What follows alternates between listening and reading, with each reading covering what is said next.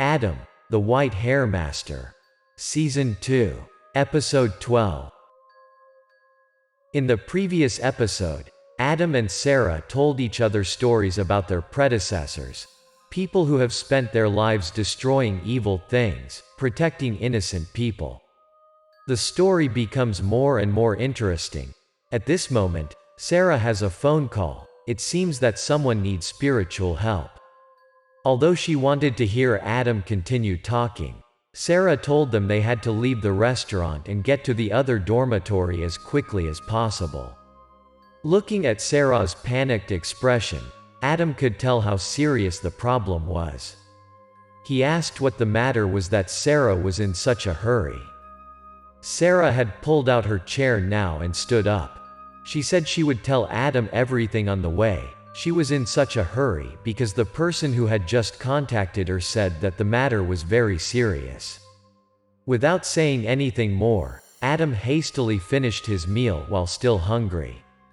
Then the two quickly got into the car to go to the rendezvous point, where it was a university dormitory. It was about 15 kilometers from the restaurant where the two of them had just had their meal. When the car had moved a bit, Sarah began to tell the story to Adam. She said that the person who just called was a college friend of hers. But instead of going to work after graduation, she stayed at the school and became a lecturer. After becoming a lecturer, she was in charge of dissertations for several students. The room these students were in recently had a suicide. The deceased was a student. From there, the room started to be haunted, and scary things started to happen. Soon Sarah was driving back to the school she attended during her 5 years of college. She stopped the car at the gate to inform the security guard of the necessary information to make access cards for her and Adam. Since she attended school here, Sarah proved to be very fluent. She quickly found a parking space. As soon as she got out of the car, Sarah saw her friend approaching, as if she had been waiting for Sarah before. Seeing her close friend she hadn't seen for a long time, Sarah waved her hand warmly.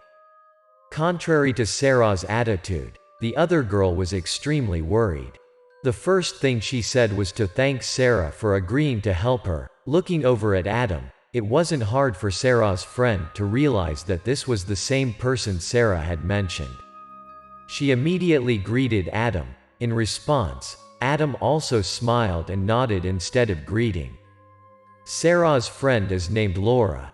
She is currently a lecturer in the school's economics department. After the polite greetings, Laura started the main business. She led Sarah and Adam to a room in the dormitory. There are 3 girls in the room right now.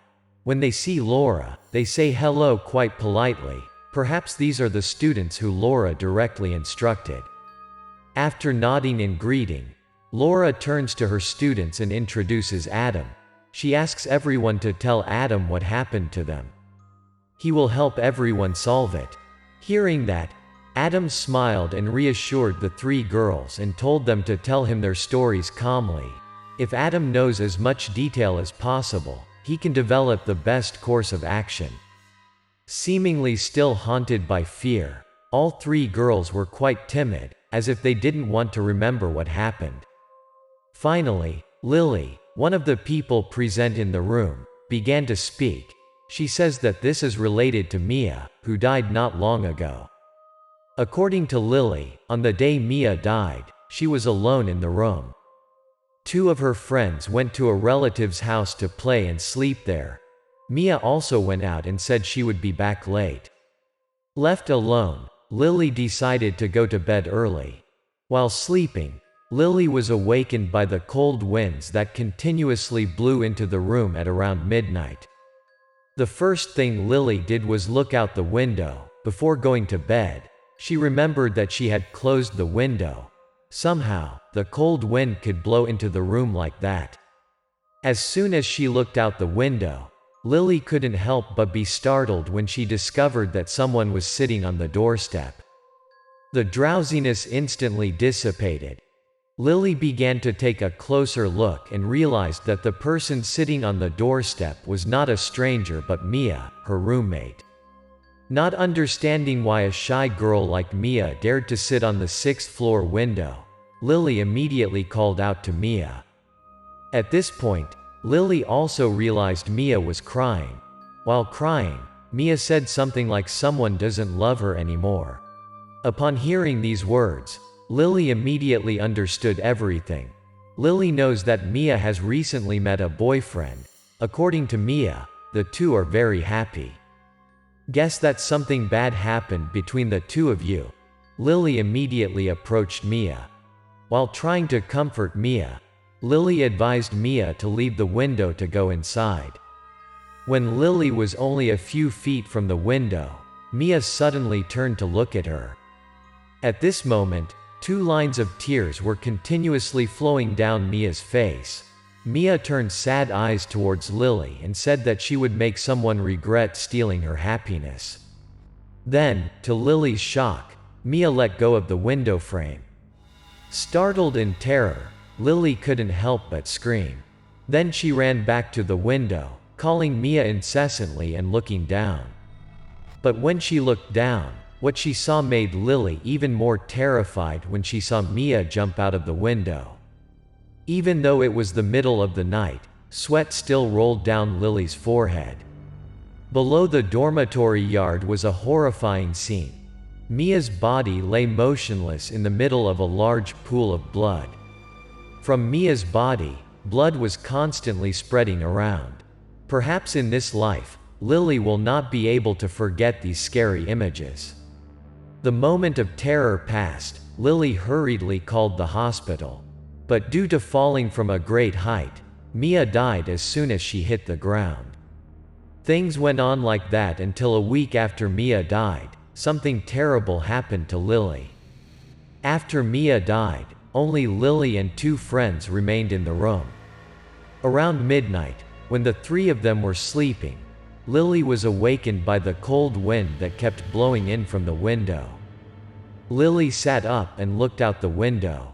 Ever since the day after witnessing Mia's death, Lily has been afraid every time the wind blew in from the window. Most of the time, especially at night, Lily locked the windows. Each time before going to bed, she double-checked to make sure the windows were locked. It was this that made Lily extremely surprised when she saw that the window had been opened. She immediately pushed all negative thoughts out of her head. Lily tried to think that one of her roommates had just opened the window.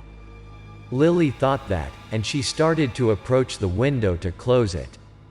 Just as Lily reached up to touch the door frame, she noticed someone's hand grabbed her hair from behind. At first, Lily thought that her roommate was making fun of her, but she quickly realized that wasn't the case. The stranger, after grasping Lily's hair, repeatedly pushed her closer to the window. By this time, Lily had begun to understand the stranger's purpose dimly. Lily used all her strength to resist. But the stranger was extremely strong.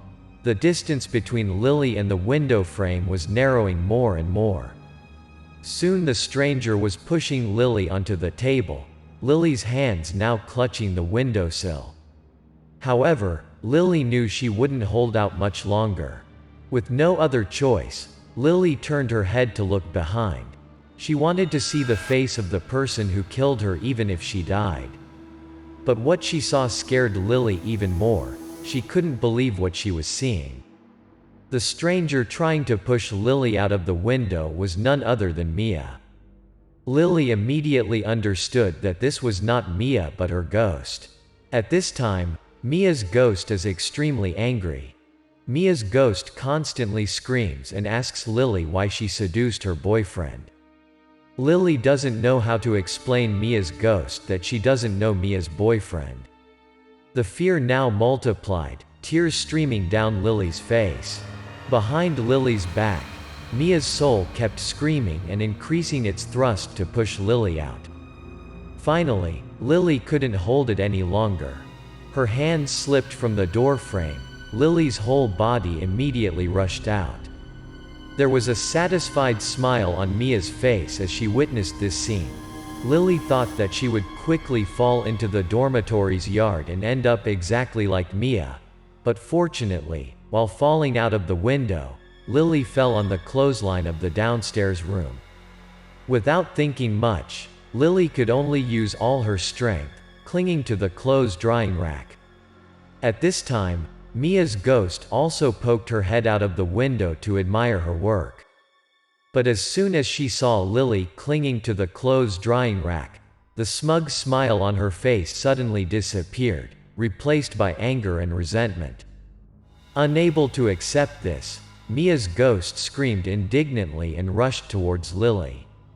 Seeing Mia's ghost rushing towards her, Lily kept calling for help, but at the same time, she understood that it would be too late even if someone heard her cry right now. Lily opened her eyes wide and looked directly at Mia's ghost, and braced herself for death. But it seems that Lily's lifespan hasn't expired yet, so she can't die at this time.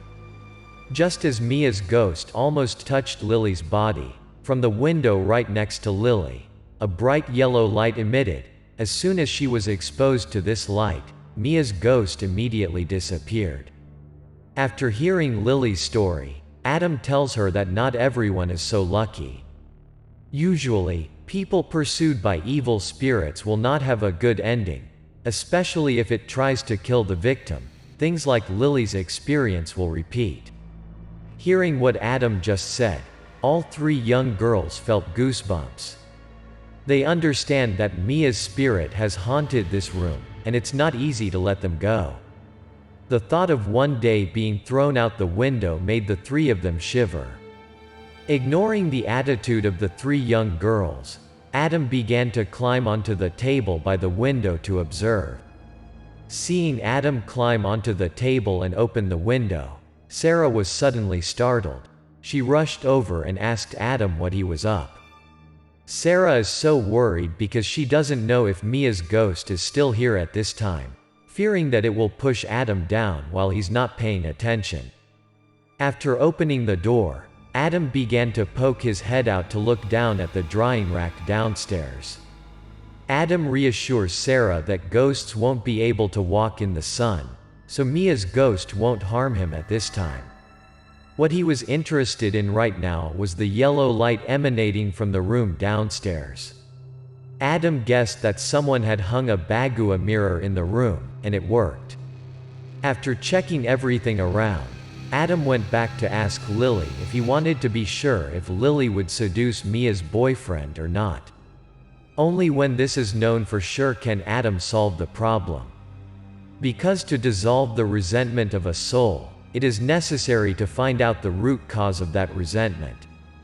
Hearing Adam's question, Lily again affirmed that she did not do it. She said that she had never seen Mia's boyfriend. How could she seduce him? Like Lily, Victoria does not know who Mia's boyfriend is. She has only heard that he is a rich and very handsome young man, and she has never seen him. Although both girls in front of me repeatedly claimed that they had never met Mia's boyfriend, Adam did not think so. Adam tells them that ghosts like Mia must have a reason not to be able to escape. It will continue to seek out the people here until it achieves its purpose. If the girls here continued to be dishonest, there was nothing Adam could do to help them. What Adam just said seems to be implying that someone is hiding something that hasn't been told to him yet. Both Lily and Victoria lowered their heads in thought. Adam emphasized that it is impossible to predict who will become the next victim or when Mia's ghost will return for added persuasion. So this must be resolved as soon as possible. While Lily and Victoria were thinking about explaining to Adam that they had never met Mia's boyfriend, Riley, who had remained silent until now, began to speak up. Riley says that perhaps Mia's ghost is looking for her, not Lily or Victoria. As soon as she heard what Riley said, Lily couldn't keep her composure any longer. Lily loudly asked Riley why she could do such a terrible thing. Lily also blamed Riley because of what Riley did, that Lily almost lost her life. After you finished talking, Riley slowly explained that she couldn't be blamed for this, because Mia had never told anyone about her boyfriend. Riley herself doesn't know Mia is dating the guy, so she can't be said to be a troublemaker. Feeling that things were gradually becoming tense, Sarah spoke up to comfort the two young girls. Sarah turned to Riley and asked her to tell everything so everyone could be clear, to avoid unnecessary misunderstandings that would affect everyone's friendship. Silence for a while, as if sorting through the memories in her head, Riley began to recount everything. She said that a few months before Mia committed suicide, she met a young man in a very coincidental case. That day, like every other day, Riley was returning to the dormitory after finishing her lecture in the lecture hall. At this moment, a luxury sports car stopped right next to Riley. Although I do not know much about cars, it is not difficult to realize that his car is very expensive. As soon as the car stopped, the car immediately lowered the window. A handsome guy appeared. After turning towards Riley and showing a confident smile, the other man asked Riley the way to dormitory number 1. Bewildered by the other boy's bright smile, Riley lost her inherent confidence. After learning that Riley was also staying at dormitory number 1, the young man asked Riley to get in the car. He would take her to her room, also for the convenience of directions. Normally, Riley was very cautious when meeting strangers. Still, she didn't understand why she got into a stranger's car so easily. When Riley got into the car, the young man kept asking about Riley. Riley could realize that this young man was good-looking and a funny and understanding man. Just like that, the young man took Riley to the door of the room. Before parting, the young man did not forget to ask for Riley's social media account. Just like when getting in the car, Riley didn't understand why she gave all her information to strangers so easily. Since that day, the two have continuously talked to each other through social networks. Since then, Riley has known that the guy is a successful young businessman. He has not hidden his intention to pursue Riley. After a period of pursuit, Riley accepted the boy's confession. But after a while, Riley discovers that the man she is in love with is an asshole. Along with getting to know her, he always had other girls around him, but he was very clever to not be detected. The climax of things is when Riley discovers that Mia is also prey that has been conquered by him. After knowing everything, Riley decided to cut ties with that bastard. Before breaking up, she also warns him that if he doesn't let Mia go, she will unmask him to show everyone what kind of person he is. Although not afraid of this threat from Riley, but as a wise man, the young man did as Riley said, breaking up with Mia. Riley has no idea what that bastard said to Mia that made her misunderstand that someone wants to compete with her for a boyfriend. Riley herself did not expect Mia to commit suicide after being broken up. If she had known that in advance, she would have actively explained everything to Mia. Riley blames herself for not doing it, causing Mia to embrace her anger and die. After hearing everything, Adam began to speak. He said that everything comes from the emotional problem between Mia and Riley, so for Mia's ghost to escape, the only way is to let it achieve its purpose. After Riley dies, everyone's matter will be resolved. Hearing these words, Sarah could not help but be startled. She did not understand why Adam had come up with such a terrible solution. Not only Sarah but everyone present in the room was surprised. As for Riley, after listening to Adam, she dropped her head and sobbed. Not paying attention to the people around him, Adam started walking outside. Sarah immediately chased after her. She approached and asked why Adam did this. Anyway, Riley was the victim in this. She couldn't accept that Adam left without doing anything. At this point, Adam whispered to Sarah, saying that he had to say so for Mia's ghost to hear. Another thing is that this can only be solved at night. Adam also explains to Sarah that Mia's ghost has not been destroyed or gone far. It still lurks in the room and hears everyone's conversation. Originally, Adam had to say so to let it continue to take revenge on the people here, from which Adam could completely solve it.